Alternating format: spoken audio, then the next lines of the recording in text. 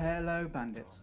Courtesy of the folks at Bulwark Studios and Kasedo Games, today I'm taking a look over the turn-based and licensed strategy from Games Workshop, Warhammer 40k Mechanicus.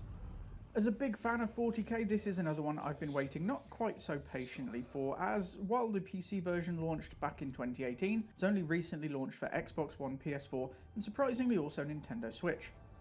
Taking control of the Adeptus Mechanicus, you'll spread the faith through 50 different levels in turn-based xeno-bashing strategy. It's one much like the familiar XCOM franchise where losing a battle doesn't necessarily mean the end of your journey, and while it doesn't have a similar covering system and some slightly wobbly controls, overall it's one which I've had a lot of fun with. Controlling the tech priests of the Imperium, you'll explore the planet of Silva Tenebris, following a compelling storyline, discovering long-forgotten technology and xeno artifacts, and generally slaying through some filthy Necrons.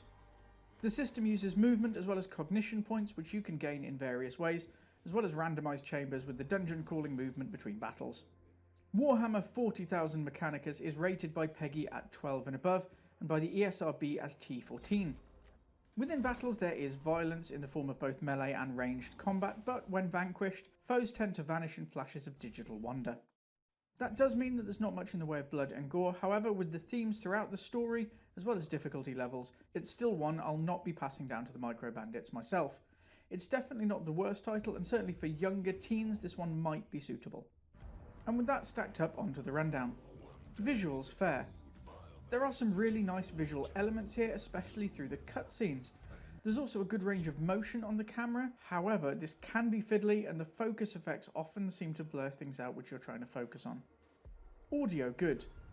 To back up the story, it would have been great here to get some voice acting, and while the tech priest-like sounds are fitting, they don't quite fill the gap.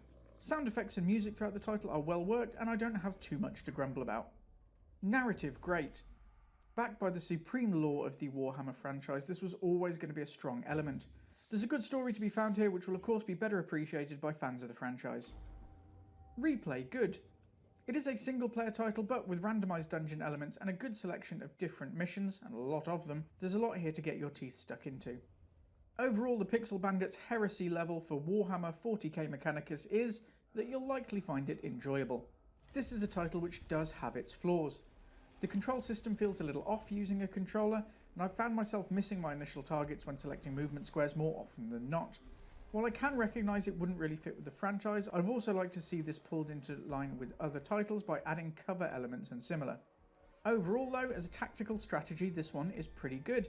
The lack of cover mechanics as a bonus means that a lot of strategic thought is required, including outside battle when it comes to customising and upgrades to your tech priests.